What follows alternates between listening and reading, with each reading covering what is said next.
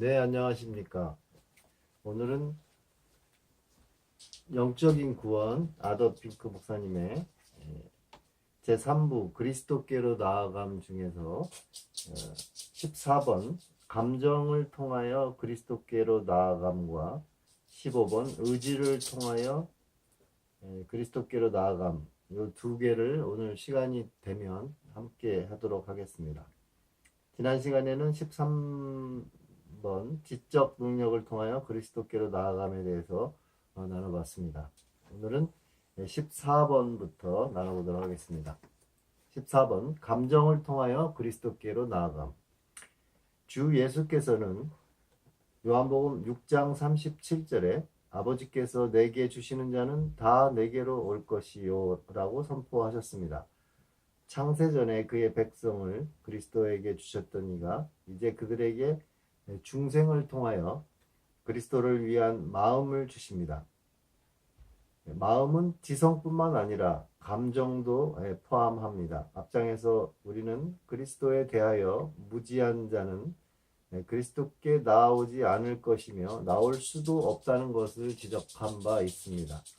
그의 감정이 그리스도에게서 떠나 있는 자도 역시 그리스도에게 나아오지 않을 것이며 나올 수도 없습니다. 자연인의 지성은 완전한 어두움으로 덮여 쌓여 있을 뿐만 아니라 그의 마음은 철저히 하나님과 대립하고 있습니다. 로마서 8장 7절에 육신의 생각은 하나님과 원수가 된다라고 말씀하고 있습니다. 단순히 불화한 상태가 아니라 원수 그 자체입니다. 그리고 원수라는 것은 적개심으로 가득 찬 일련의 생각 이상의 어떤 것이고 그것은 감정 자체의 증오심입니다. 그러므로 성령께서 어떤 사람을 그리스도 안에 있는 새로운 피조물이 되게 하실 때 그는 그 사람의 지성을 새롭게 하실 뿐만 아니라 그 마음을 근본적으로 변화시키십니다. 믿음으로 우리가 영적인 일들에 대한 통찰을 얻게 될 때 마음은 그 일에 대해 뜨거운 사랑을 갖게 됩니다. 히브리서 11장 13절에 나타난 순서를 주의 깊게 보십시오. 그 속에는 하나님의 약속을 믿은 족장들에 대한 이야기가 나오는데 그들은 그것들을 멀리서 보고 환영하며 라고 기록되어 있습니다. 이것은 큰 감정을 설명하고 있는 말입니다. 성령께서 지성을 새롭게 하시면 마음은 그리스도를 향한 애정에 찬 갈망으로 그리스도께 이끌립니다. 성령께서 나의 영혼 안에 그리스도의 놀라운 사랑에 대해 깨닫게 해주시면 그리스도에 대한 사랑이 생겨나 그를 사랑하게 됩니다. 요한일서 4장 16절에 나타난 순서를 관찰해 보십시오. 하나님이 우리를 사랑하시는 사랑을 우리가 알고 믿었노니 하나님은 사랑이시라. 사랑 안에 거하는 자는 하나님 안에 거하고 하나님도 그 안에 거하시느니라. 이 사도는 믿음보다도 그리고 하나님의 사랑과의 연합이나 친교보다도 먼저 지식을 이야기하고 있습니다. 지적인 것이 아니라 영적인 지식을 이야기하고 있습니다. 우리가 유전과 교육 혹은 듣거나 읽음으로써 지니고 있는 그리스도와 하늘에 대한 빛과 지식은 결코 감정을 뜨겁게 하지 않습니다. 그러나 하나님의 사랑이 성령으로 말미암아 우리 마음에 부은 바 되면 로마서 5장 5절 참으로 놀라운 차이가 생기게 됩니다. 사람들은 지금 우리가 이야기하고 있는 이 면에 대해서는 너무도 소홀히 해온 것 같습니다. 다음 질문을 주의 있게 생각해 본다면 그 말이 사실임을 알 수 있을 것입니다. 도대체 왜 설교가들과 저술가들은 믿지 않는 사람은 정죄를 받으리라는 말씀을 만일 누구든지 주를 사랑하지 아니하거든 저주를 받을지어다라는 말씀보다 더 자주 인용합니까? 마가복음 10장 16절 말씀과 고린도전서 10장 22절 말씀입니다.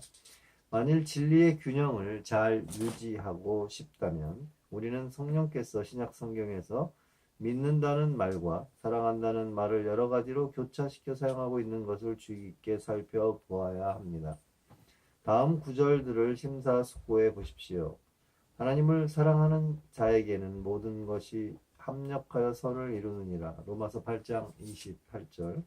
자기를 사랑하는 자들. 고린도전서 2장 9절. 누구든지 하나님을 사랑하면 이 사람은 하나님의 아시는 바 되었느니라. 고린도전서 8장 3절. 이제 후로는 나를 위하여 의의 면류관이 예비되었으므로 주 곧 의로우신 재판장이 그날에 내게 주실 것이나 내게만 아니라 주의 나타나심을 사모하는 모든 자에게니라. 디모데후서 4장 8절. 주께서 자기를 사랑하는 자들에게 약속하신 생명의 면류관. 야고보서 1장 12절. 자기를 사랑하는 자들에게 나라를 유업으로. 야고보서 2장 5절. 하나님을 알고 사랑하지 아니하는 자는 하나님을 알지 못하나니 이는 하나님은 사랑이심이라. 요한일서 4장 8절. 나를 보내신 아버지께서 이끌지 아니하면 아무라도 내게 올 수 없다. 요한복음 6장 44절. 앞장에서 우리는 이 이끔이 부분적으로는 지성에 대한 성령의 초자연적인 조명으로 말미암은 것임을 보았습니다. 이 이끔은 또한 성령께서 감정을 그리스도에게로 향하게 하심으로 말미암습니다. 성령은 죄인들의 본성에 역사하십니다. 즉 그것은 고집센 짐승에게 그러하듯이 외적인 힘으로 강압적으로 하는 것이 아니라 그들의 내적인 기능들을 감동시키는 영적 감화나 영적 능력을 사용하여 역사하십니다. 호세아 11장 4절에 내가 사람의 줄, 곧 사랑의 줄로 저희를 이끌었다.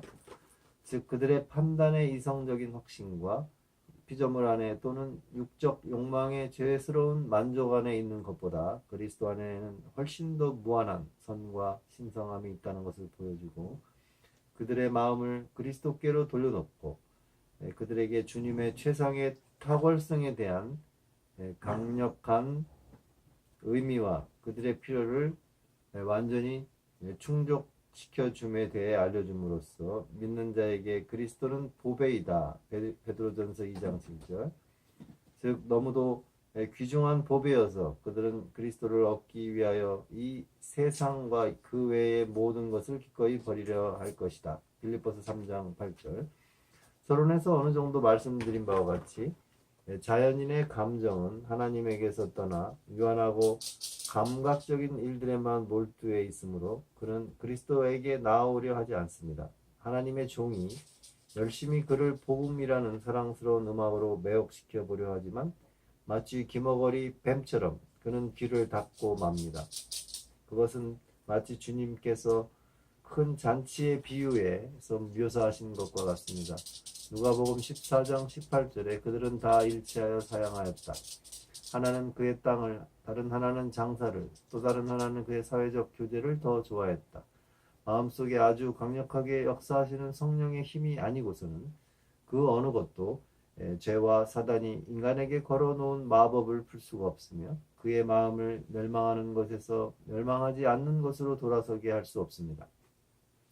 성령께서는 하나님의 선택된 자들 안에서 신비하고 저항할 수 없는 역사를 통하여 그리고 그리스도의 인격과 그의 은혜의 무한히 풍성함을 통하여 그들에게 그리스도를 나타내 보임으로써 그들 속에서 부드럽게 역사하고 그들을 이끌어주고 그리고 그들의 마음 속에 그리스도의 사랑을 심어줌으로써 그리고 그들을 감동시켜 그리스도의 친절한 초대와 귀중한 약속을 붙잡도록 함으로써 이 일을 행하십니다.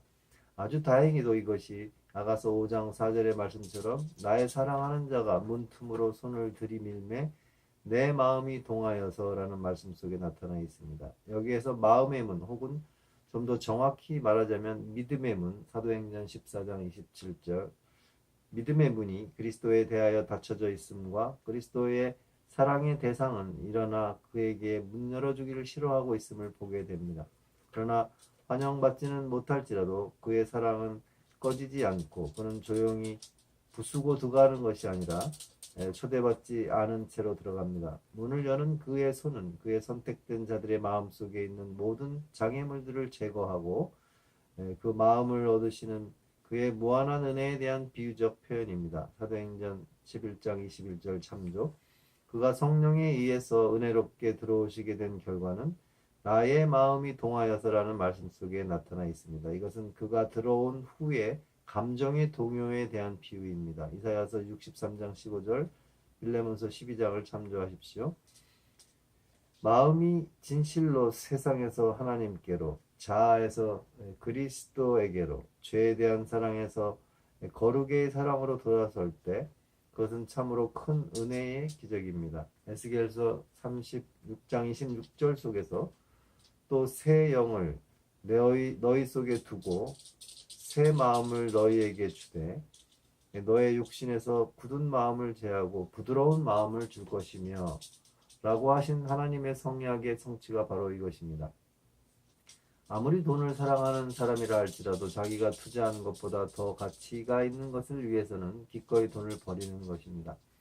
자연인은 영적인 일보다 물질적인 일을 더욱 귀중하게 여깁니다. 그러나 중생한 사람은 다른 무엇보다도 그리스도를 더욱 사랑하는데 이것은 그가 새로운 피조물이 되었기 때문입니다.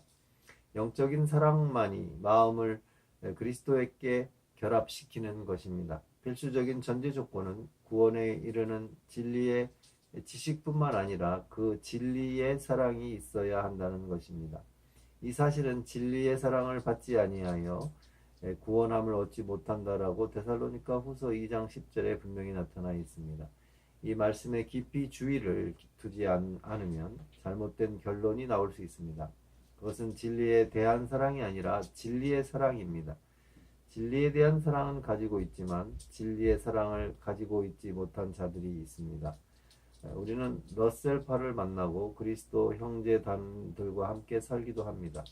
그런데 참된 그리스도인들은 그들을 보고 부끄러움을 느껴야 할 것입니다. 즉 그들은 하루의 고된 일과가 끝난 후에는 저녁 내내 성경을 부지런히 공부하며 보냅니다. 그것은 단순히 호기심을 만족시키기 위한 것이 아니고 그들의 열심은 수년 동안 지속되어 온 것입니다. 그들에게 있어 성경은 염주나 묵주가 독실한 로마 가톨릭 교도들에게 있어서처럼 아주 소중한 것입니다. 그러므로 중생한 마음에서 나오는 것은 아니지만 그리스도에 대한 자연적인 사랑, 즉 그에 대한 열렬한 헌신 또한 있는 것입니다.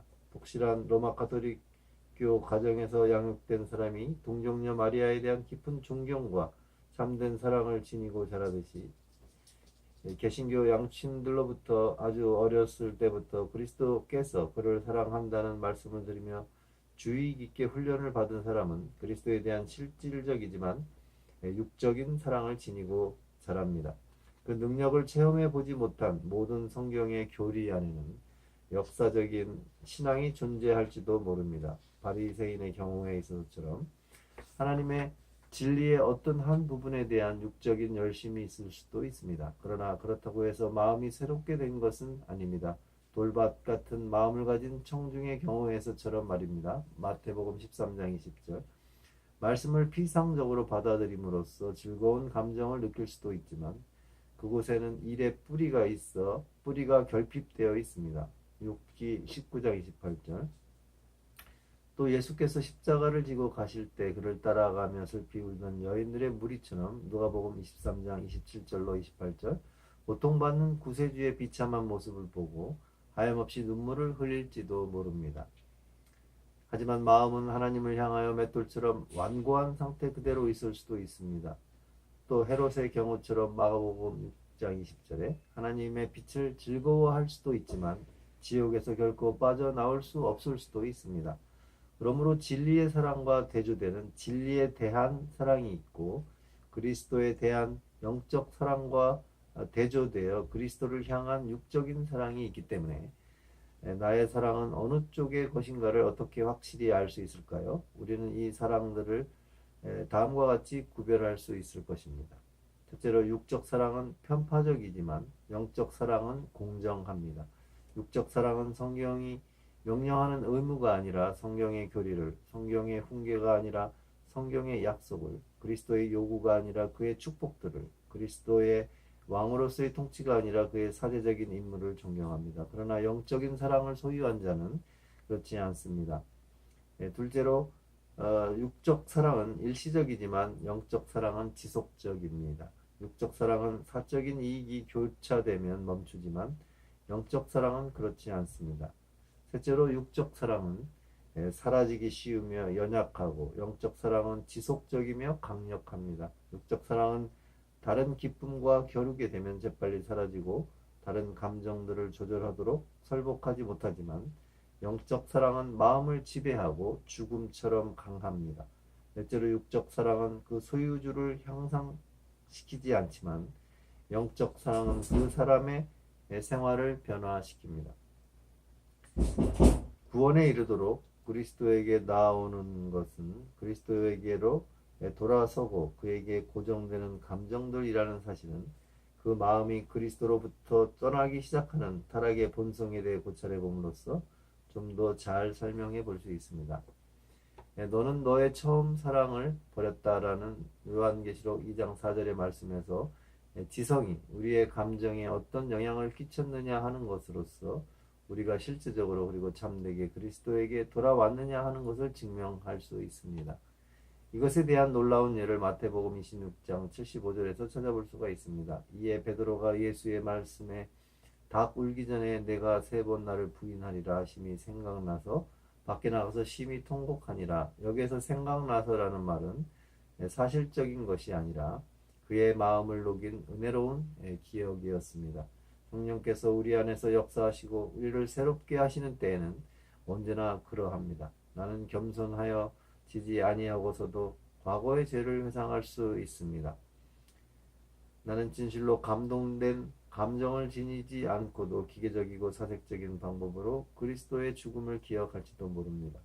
마음이 강력하게 감동을 받는 것은 성령 하나님께서 우리의 지성의 기능을 살려주시는 바로 그때뿐입니다.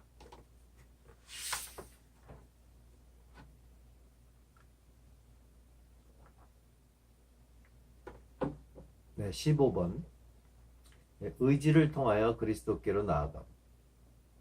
몸을 가진 인간은 3가지의 중요한 기능을 소유하고 있습니다. 즉 지성, 감정, 의지가 바로 그것입니다. 첫 장에서 본 것처럼 이 셋은 모두 타락에 의해서 근본적으로 영향을 받고 있습니다. 즉 이것들은 더럽혀지고 타락하였고 그 결과로서 하나님과 그리스도보다는 자아와 죄를 섬기는 데 사용되게 되었습니다. 그러나 중생을 통해서 거듭남을 통해서 성령께서 그 기능들을 소생시키시고 깨끗게 하십니다. 즉 완전히는 아니지만 시작하여 점차적으로 일생에 걸친 성화의 과정을 통해 그렇게 되며 우리가 영화될 때 완전하게 됩니다. 이제 이 세 기능의 각각은 자연의 질서에 의하여 다른 것에 종속되어 있습니다. 그것은 마치 인간이 그의 창조주에 의하여 만들어진 것과 같습니다. 창세기 3장 6절에는 여자가 그 나무를 본즉 먹음직도 하고 보암직도 하고 탐스럽기도 한 나무인지라 여자가 그 실과를 땄다 이렇게 되어 있습니다. 그 나무를 인지한 즉 먹음직하다라고 하는 것은 바로 지성이 이끌어내는 결론이고 보암직하다라는 것은 그녀의 감정의 반응이 나타나 있습니다. 탐스럽기도 한 나무인지라는 거기에 의지의 움직임이 있습니다. 여자가 그 실과를 땄다라고 하는 거에는 완결된 행동이 있었습니다. 이에 하나님의 은혜의 움직임은 지성 안에서 믿음에 대한 인식을 통하여 역사하며 이것들은 감정을 따뜻하게 하고 불을 붙이고 차례로 의지에 영향을 끼치며 그것을 움직입니다. 그 영혼의 모든 기능은 구원에 이르도록 그리스도에게 나아오는 일 안에서 작동합니다. 즉 내가 마음을 온전히 하여 믿으며 내가 세례받기에 가하니라. 사도행전 8장 37절 또 요한복음 5장 4절이 보여주듯이 그리스도께 나아옴은 훨씬 더 즉각적인 의지의 행위입니다. 그러나 지성의 빛이 비추어지고 감정이 살려질 때야 비로소 의지는 그리스도께 적극적으로 향할 것입니다. 첫 번째로 성령께서는 죄인들로 하여금 자신이 그리스도를 절실히 필요로 하고 있음을 깨닫게 하십니다. 그리고 그에게 하나님께 대한 그의 두려운 반역과 그리스도 외에는 그 일을 위해 속죄할 수 없다는 사실을 보여주심으로써 이 일을 행하십니다. 둘째로 성령께서는 마음속에 그리스도를 향한 갈망이 있게 하시고 그로 하여금 죄를 증오하고 거룩을 사랑하도록 하심으로써 이 일을 행하십니다. 셋째로 소생되고 빛이 비추어진 영혼이 그리스도의 영광과 탁월성, 잃어버린 바 되고 멸망하는 중인 죄인들에게 그리스도께서 참으로 완전하게 합당하신 분임을 알게 되는 것처럼 성령께서는 의지를 이끌어 그 탁월성에 높은 가치를 두게 하고 그것은 다른 무엇보다도 훨씬 높이 평가하고 그와 가까이 지내도록 하십니다. 구원을 준비하는 데 있어서 하나님의 삼위 안에 거룩한 질서가 있는 것과 같이 구원을 적용하거나 수여하는 데 있어서도 마찬가지입니다. 성부 하나님께서는 크게 기뻐하며 자신의 백성을 영원부터 구원에 이르도록 지명하셨는데 바로 이 하나님의 기쁨이 그들의 구원을 가장 완전하고 충분하게 이룰 수 있게 하는 충동적 원인이 되었고 그 모든 부분까지도 효과를 미칠 수 있게 하였습니다. 성육신하신 성자 하나님의 순종과 고통은 그들의 구원을 가장 완전하고 충분하게 이룰 수 있게 하는 공로적 원인이었습니다. 그리고 여기에 그 구원을 좀 더 쉽게 하고 그의 영혼의 고통을 확실하게 하기 위하여 덧붙여질 수 있는 것은 아무것도 없습니다. 그러나 성령께서 그리스도를 구원에 적용시키시지 않는다면 전자나 후자 그 어느 것도 죄인을 실제적으로 구원할 수 없습니다. 즉 성령의 역사는 그들의 구원에 있어서 효과적이고 즉각적인 원인이 됩니다. 이와 마찬가지로 죄인은 그의 지성의 빛에 비추임을 받고 그의 감정에 불이 붙을 때만으로는 완전히 구원받지 못합니다. 즉 거기에는 하나님께 굴복하고 그리스도를 붙잡게 하는 의지의 행위 또한 있어야 합니다. 성령께서 역사하시는 순서는 중보자인 그리스도의 세 가지 위대한 직분, 즉 선지자, 제사장, 왕의 직분과 일치합니다. 선지자로서의 그리스도는 먼저 지성으로 알게 되고 하나님의 진리가 그의 입술을 통하여 전해집니다. 제사장으로서의 그리스도는 마음 또는 감정에 의해 신뢰와 사랑을 받으며 그리스도가 행하셨던 은혜로운 사역을 통하여 영혼은 먼저 그의 자비로운 인품을 사랑하게 됩니다. 주권자로서의 그리스도는 우리의 의지의 순종을 받으셔야만 하므로 우리는 그리스도의 통치와 그의 주권에 복종하고 그의 계율의 율법의 계명에 주의를 기울입니다. 우리의 마음의 왕자만이 주 예수를 만족시켜 드릴 수 있습니다. 나를 보내신 아버지께서 이끌지 아니하면 아무라도 내게 올 수 없다. 요한복음 6장 44절. 이 이끔은 성령께서 성취하십니다. 먼저 효과적으로 지성의 빛을 비추시고 둘째로 감정을 소생시키시고 셋째로 죄의 속박에서 의지를 자유롭게 하시고 하나님께로 향하게 하심으로써 이 일을 행하십니다. 성령께서는 저항할 수 없는 은혜의 사역을 통하여 전에는 죄와 허영을 향해서만 움직이던 경향의 의지를 그리스도께로 돌아서게 하십니다. 시편 110편 3절에 주의 권능의 날에 주의 백성이 즐거워할 것이라 라고 하나님께서 중보자에게 말씀하셨습니다. 그러나 하나님의 능력이 한 인간에게 적용된다 할지라도 성령께서는 의지의 특권적인 행동을 자유롭게 억제하시지는 않습니다. 성령께서는 도덕적으로 설득하시고 복종시키십니다. 성령께서는 의지의 죄스러운 고집을 복종시키고 의지의 편견을 정복하고 은혜의 부드러운 매력으로 의지를 돌이키고 이끄십니다. 중생한 사람의 영적 행동에 있어서의 자유와 그를 그렇게 이끄는 하나님의 무한한 은혜 사이의 완전한 조화는 고린도후서 8장 16절 17절에 찾아볼 수 있습니다. 너희를 위하여 같은 간절함을 디도의 마음에도 주시는 하나님께 감사하노니 저가 고난을 받고 더욱 간절함으로 자원하여 너희에게 나아갔다. 디도는 바울의 고난을 받아 그 일에 나아갔고 더욱 간절함으로 그 일에 참여하려고 하였습니다. 그러나 그들을 위하여 같은 간절함을 디도의 마음에 주시는 이는 바로 하나님이셨습니다. 하나님은 사람들의 자유나 책임에 간섭하지 않고서도 그들의 내적인 감정이나 행동을 조절하실 수 있습니다. 기도의 열심은 그 자신의 마음이 자발적으로 흘러나온 것이고 그의 성격의 단면을 알아보게 하는 한 요소였습니다.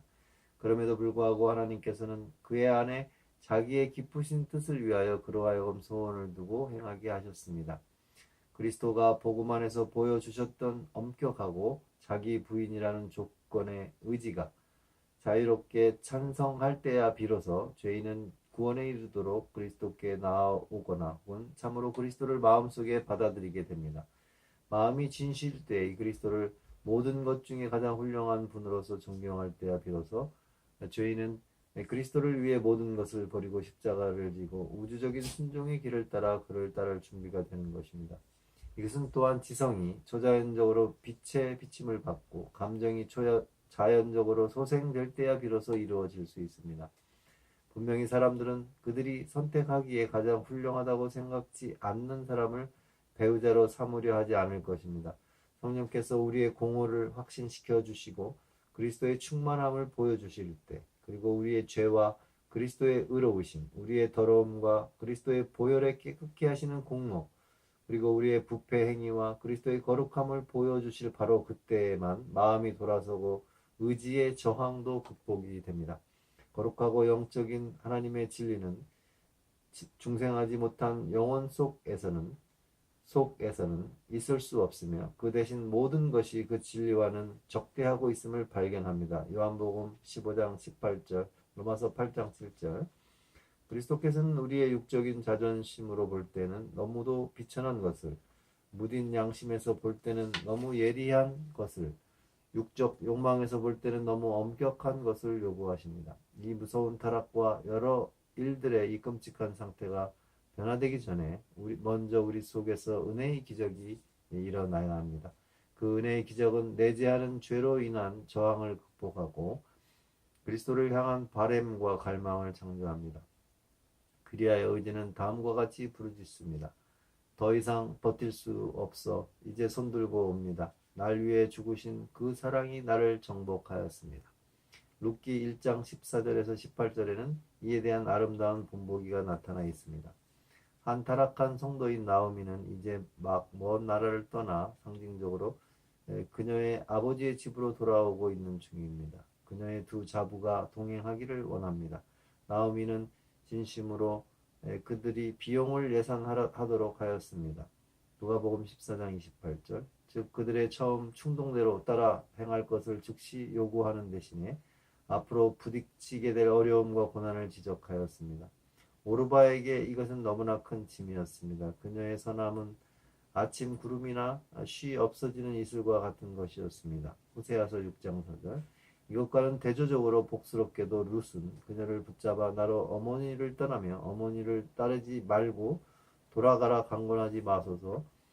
어머니께서 가시는 곳에 나도 가고 어머니께서 유숙하시는 곳에서 나도 유숙하겠나이다. 어머니의 백성이 나의 백성이 되고 어머니의 하나님이 나의 하나님이 되시리이다 라고 말하였습니다. 여기에는 참으로 깊고 사랑스러운 감정이 나타나 있습니다. 그것은 참으로 마음을 다한 자발적인 순종입니다. 룻이 자유롭고 쾌히 자기 신과 백성에게로 돌아가라는 어머니의 간청을 뿌리치고 육적인 모든 관계를 떠나 자신의 나라와 친지들을 떠나는 것을 보십시오. 하나님의 은혜와 구원을 위하여 모든 손실을 예산하며 살아계신 하나님을 섬기고 그의 종이 되기 위하여 우상 숭배와 육신이 소중히 여기는 것을 다 버리는 것을 보십시오.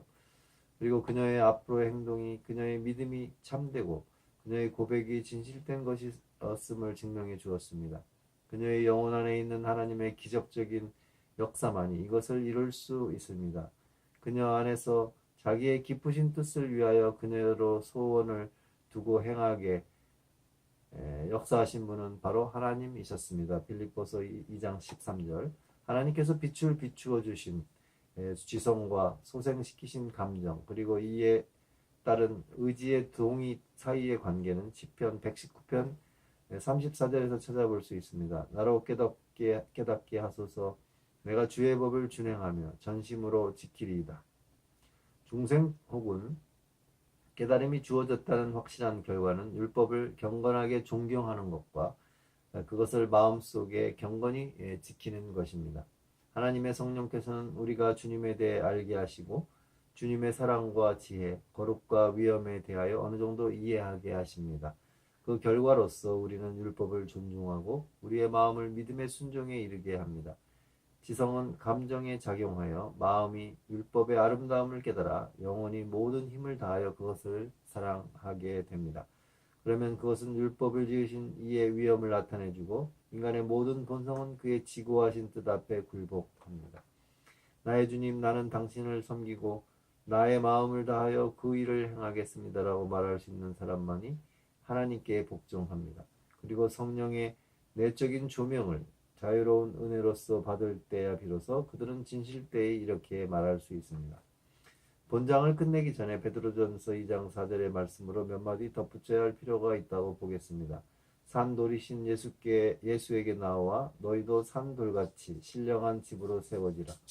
하나님의 주권적 은혜는 나로 하여금 그리스도께 나오고 싶게 하였습니까? 그러면 그 안에 거하는 것, 요한복음 15장 4절, 즉 매일 믿음 안에서 사는 생활로 갈라디아서 2장 20절, 그리스도 안에 거하는 것이 바로 나의 의무이며 관심입니다. 우리가 신령한 집으로 세워지는 것은 바로 그리스도께 끊임없이 나아오는 이런 방식을 통해서입니다. 그것이 영광의 생활 가운데 나타날 때까지 은혜의 생활이 계속되는 것도 바로 이런 방식을 통해서입니다. 믿음은 언제나 그리스도의 충만한 데서 은혜 위에 은혜로 계속 받아야만 하는 것입니다. 요한복음 1장 16절, 매일 새롭게 나 자신을 그리스도께 바쳐야 하며 마음속에 언제나 그리스도께서 거하시도록 해야 합니다. 네, 오늘은 영적인 구원 제3부 그리스도께로 나아감 중에서 감정을 통하여 그리스도께로 나아감과 의지를 통하여 그리스도께로 나아감을 나누어 보았습니다. 이제 이 그리스도께 나아감은 16번 진정으로 그리스도께로 나왔는가를 확인해 보는 방법이 마지막입니다. 다음에 나누어 보도록 하겠습니다.